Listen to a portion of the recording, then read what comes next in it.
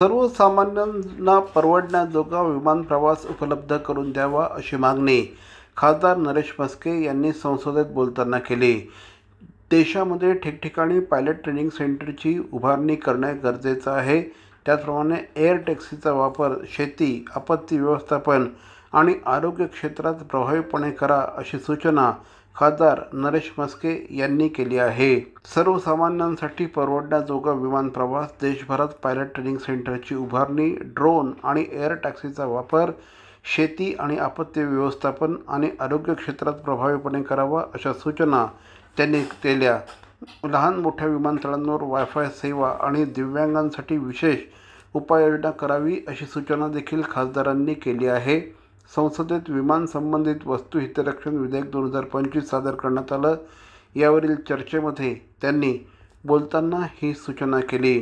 2014 केवळ 74 विमानतळं होती, पण आज ती संख्या 157 पर्यंत पोहोचली आहे। डोमेस्टिक आणि आंतरराष्ट्रीय प्रवाशांची संख्या विक्रमी पातळीवर पोहोचली असून भारत आज जागतिक नागरी विमान वाहतूक नकाशावर एक महत्त्वाचा केंद्रबिंदू ठरत आहे।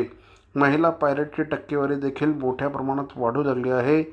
भारताने 2008 कॅप्टन कन्व्होकेशनला मान्यता दिली।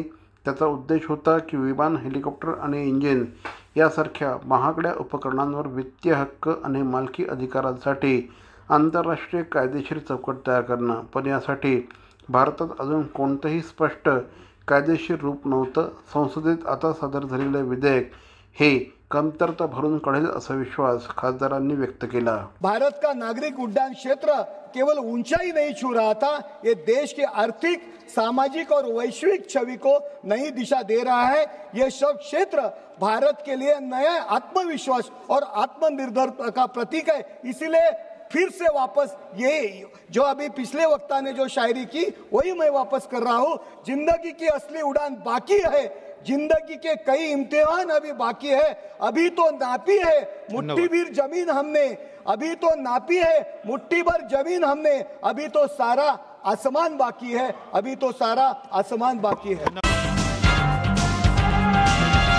ठाणे शहरातील भवानी ज्वेलर्सची प्रति ग्रॅम केवळ 250 रुपयांची घडणावळ सोने, चांदी, हिरे आणि प्लॅटिनमच्या आधुनिक आणि पारंपरिक दागिन्यांचं विश्वासार्ह दालन Bhavani jewellers, ice factory, Talao Pali, station road, Thane आणि कल्याण लाल चौक येथेही भवानी ज्वेलर्स।